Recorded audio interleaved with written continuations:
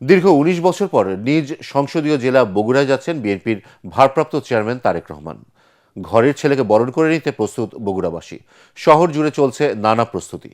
তারেক রহমানের আগমন জেলার রাজনীতিতে যেমন একটি ঐতিহাসিক মুহূর্ত, তেমনি সাধারণ মানুষের হৃদয়ে এনে দিয়েছে গভীর আনন্দ ও আবেগের জোয়ার। বগুড়া থেকে আজিজুল হাকিম রুমনের রিপোর্ট, জানাচ্ছেন আশিকুর রহমান।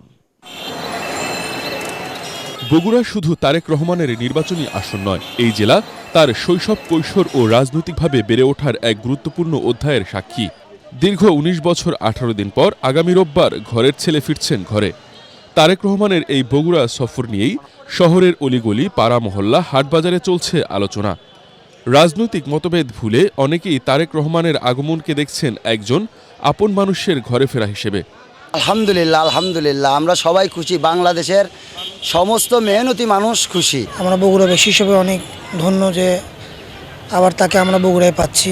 আমাদের চাওয়া পাওয়া এটাই যে সে যেন দেশের উন্নয়ন করে। তারেক রহমান তো বগুড়ার ছেলে, আমরাও বগুড়ার ছেলে, আমরা তো অবশ্যই খুশি ব্যবসায়ী হিসেবে, সাধারণ মানুষ হিসেবে।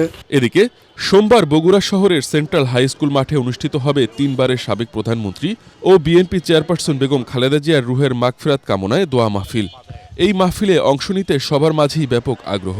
খুব ভালো লাগছে, আমাদের দেশের সরকার হবে, দেশের তার বাড়ি বগুড়া জেলাতে। তারেক রহমান কিন্তু আমাদের জন্য এর আগে যখন তারা সরকার ছিল সে সময়ে আমাদের বগুড়া জেলার যে পরিমাণে উন্নতি করেছিল সেটা কিন্তু এরপরে আর কখনো কোনো কিছুই হয় না। একদিকে প্রাপ্তি এবং শান্তি, এবং আমরা চাই সে বগুড়াতে আসার পরে আমাদের এর থেকে আর পাওয়ার কিছুই থাকবে না। দীর্ঘ অপেক্ষা শেষে তার আগমনকে ঘিরে দলীয় নেতাকর্মী সহ সর্বস্তরের মানুষের মাঝে বইছে আনন্দের জোয়ার।